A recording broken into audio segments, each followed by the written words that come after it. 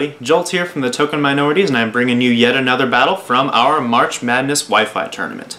This battle is the losers bracket semifinals between me and Yellan De Greef. The loser of this match takes 4th place in the tournament, and the winner moves on to the losers bracket finals.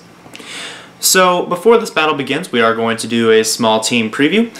So looking at my team, I can see that Sylveon is going to be very important, especially to take out Yellan's Latias and his Keldeo, as Keldeo is a huge threat to my entire team. So Keldeo is something I'm going to want to target, I'm going to want to pressure it, I'm going to want to get rid of it as soon as possible.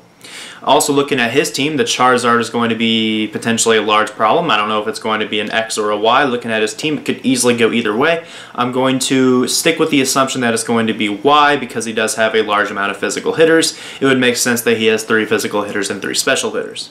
Also looking at my team, I can see that Deoxys Speed is really important because it does have a super effective move against 5 of the 6 Pokemon on his team. So my strategy with Deoxys Speed should be to save him until the end to make sure I can pick off some easy KOs as the game concludes. So as for the lead matchup, I am expecting probably the Charizard or the Landorus T. Either way, I am going to lead with my Breloom as it is a Focus Sash variant, and I think it can take out really anything that he wants to dish out as his first Pokemon. So without further ado, let's go ahead and begin. Okay, so here we are with the battle. Sasuke, or Yellan De Greef, chooses to lead off with his Charizard, and I led off with my Breloom as I stated earlier. He does decide to Mega Evolve the first turn, showing that he is a Charizard Y. Luckily, I do go for the Rock Tomb on the first turn just to lower his speed if he were a Charizard X, and to take it out if it were a Charizard Y. Because I have the Focus Sash, I know I can live the Fire Blast, so that is beautiful. I'm going to be brought down to 1 HP, and I'm going to be able to score an easy KO on the Mega Charizard on turn 1, which is beautiful as Charizard is a huge threat to any team, especially mine, because I decided not to run Heatran in this particular match because I wanted to test out my Deoxys. He goes into his Keldeo, which is a good play because I'm pressured to stay in as nothing on my team wants to take a Scald from the Keldeo, so I just go for the Mach Punch to get off a solid 40% damage to the Keldeo. So now the score is tied at 5-5, that's totally okay. I go into Deoxys Speed to scare out the Keldeo, knowing that Psycho Boost will easily take it out, and I probably shouldn't have just gone for the Psycho Boost here, knowing that his obvious switch was going to be Latias, but I go for it anyway.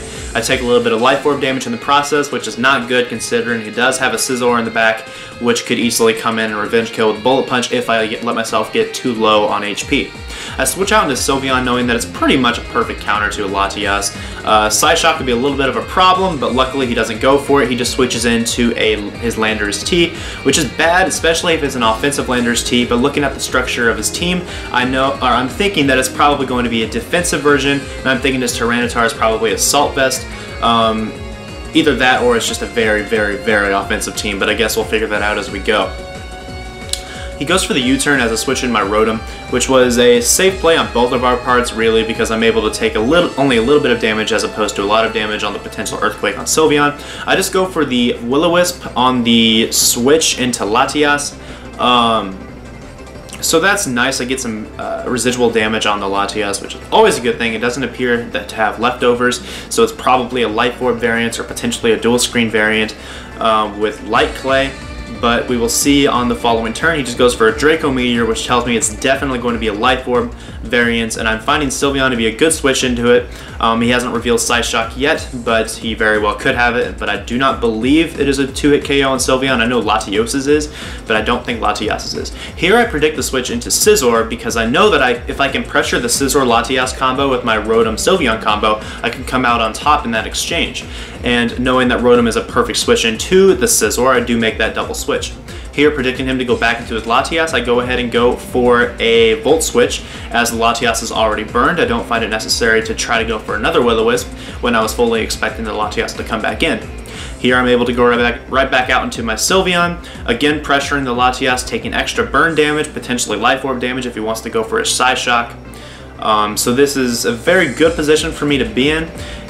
He is going to try to go back into his Scizor on the following turn, which is fine. What I'm going to do here is just go for the Hyper Voice if he did decide to stay in and go for the Psyshock. I'm able to get about 80% of damage off on the Scizor regardless because this Sylveon does have a little bit more special attack investment than your standard Sylveon does. I go for the Protect here to scout what he wants to do, as I'm pretty convinced this is going to be a Choice Banded Scizor. and it appears he's going to go for the U-turn, so I decided to go ahead and stay in, knowing that he can't switch moves, and I know that Sylveon resists U-turn. I'm just going to go for a Hyper Voice, because the only thing on his team that can take a Hyper Voice for not very effective damage is the Scizor, and he can't stay in, so I know it's going to hit something very hard. He decides to fodder off his Latias, which was a correct play. Latias was not going to be terribly useful in this match. I only run Stealth Rocks for injury hazards, and Sylveon was a perfect switch in on the Latias anyways. Here he goes into his Tyranitar, and here, like I said before, I'm expecting this to be an Assault Vest variant, considering I don't think he'll have 2 Choice Band users. I don't think he might make this a DD Tyranitar, but it's not a Mega, so I'm not really sure if that's the best option he could use for the Tyranitar. But I do protect and see the Stone Edge, so I go into Landorus thinking, hey, I can take this pretty well. As long as it's not Choice Banded, I'll be able to live with like 80%, right? So he goes for the Stone Edge, and let's just see how much this does. Wow, that was like 50%, so that's definitely Choice Banded Adamant Tyranitar, and that's actually a little bit of a problem. This is telling me that his team is going to be very offensive. Everything on his team is going to hit hard, so I just need to do my best to work around it. I go for the Stealth Rock there on that turn, knowing that he's going to want to switch out, but I really should have just gone for the Earthquake, because if I could have scored an easy KO on that Keldeo, I would have probably come out on top a lot easier in this match. Keldeo is a huge threat to my team, as I mentioned before, and I think that was a very bad misplay on my part. I just really wanted those rocks up for really no reason, because his team doesn't care about them too much, especially with Charizard gone. So yeah, that was a misplay on my part, and I'm forced to bring in Sylveon on the Choice Specs Scald, which is not good, because even after this Protect, while I was trying to get a little more Sandstorm damage on the Keldeo, I am going to go down to the following Scald, and I lose my only special wall, which is a big problem with that Keldeo still at about 40% HP. So it's not looking too good for me on that front. However, I believe the score is still tied at 4-4 at this point, so it's okay. It could be a lot worse. I go into Rotom here, and I'm really hoping he will switch, because I know it's my last real chance to get a really good advantage early game to hit one of his Choice Band users with a Will-O-Wisp. Turns out he makes the correct play and stays in with Keldeo, which was very risky on his part, but also very rewarding. So here I'm going to have to take a second Spec Scald, and then kill off the Keldeo with a Volt Switch. But the problem is I'm down to 3 HP, and without a spinner on this team, I am going to faint to Stealth Rock entry next time I try to come in. So that is not good for Rotom. That means I basically lost my Rotom. I only have it as switch fodder at this point, but I did get rid of the Keldeo, so that's nice. However, I really needed the Rotom to handle Scizor later on. I go ahead and go into Landorus T, knowing that because I did Volt Switch on that turn, I am going to get a little bit more leftovers recovery, which is nice. He goes into his own Landorus T here to intimidate me, which is a good play on his part yet again. I am just going to switch out into Tyranitar, expecting anything but the Earthquake, basically. And also thinking that because my Tyranitar does have max speed investment, that I will outspeed a standard offensive Landorus.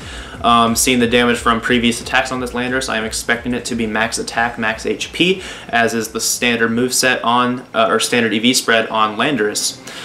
So I go ahead and Mega Evolve and go for the Ice Punch here, thinking that, hey, that'll take it right out, and if I take it out, I'm in a great position. But he EV'd his Landorus T perfectly to outspeed Adamant Max Speed Tyranitar. So that was a very good prerequisite, I guess, that he pulled off there. He decided to EV his Landorus T in the exact correct way needed to take out my Tyranitar, which is very sad because now I'm in a tough situation. I bring in my Deoxys S knowing that it's really my best hope at this point to do a lot of damage to his team. I figure he will probably switch, but I wanted to keep it safe on the first turn. Oh no, I didn't, excuse me. I went for the Fire Punch, that's right, because I was trying to take out the Scizor, because I knew Scizor was going to be a huge problem now that all of my counters to it were weakened sufficiently, and I really needed to keep the Landorus at high health. For the Tyranitar, that is. I go ahead and go for the Superpower on this turn, hoping that he will stay in. I'm trying to lull him into like staying in, over-predicting, thinking I will over-predict, that kind of thing. But it's not working out for me. He just decides to make the switch almost every time. And if I had just made one prediction in this sequence of events, I would be in great shape. But I didn't do it. I was scared to do it because if I made one over prediction, I lost the game at this point. That's how it had to be. So I just kept spamming out these Life Orb boosted attacks from Deoxys S, knowing that I can hit everything he's bringing in for super effective damage, but he keeps switching it out. It's so irritating. But he's making the correct play in doing so because he's keeping it safe. He knows that the more attacks I throw out, the more HP I'm losing to Life Orb, and the more likely it is that he'll be able to take me out with his choice banded Bullet Punch from the Scizor. Here, he does decide to leave in his Tyranitar to take the superpower, which is nice because I'm finally able to get rid of it. However, this does leave me in very low HP. Scizor can easily come in and revenge kill with Bullet Punch, but I know that Deoxys is my only win condition in this case, so I have to switch out and use Rotom as switch fodder to take whatever he wants to go for. I needed to scout what he wanted to do. He wanted us to go for Bullet Punch, so I have to go into Landorus, and now I believe the score is down to 2-2, I believe. He has a Scizor and his Landorus remaining.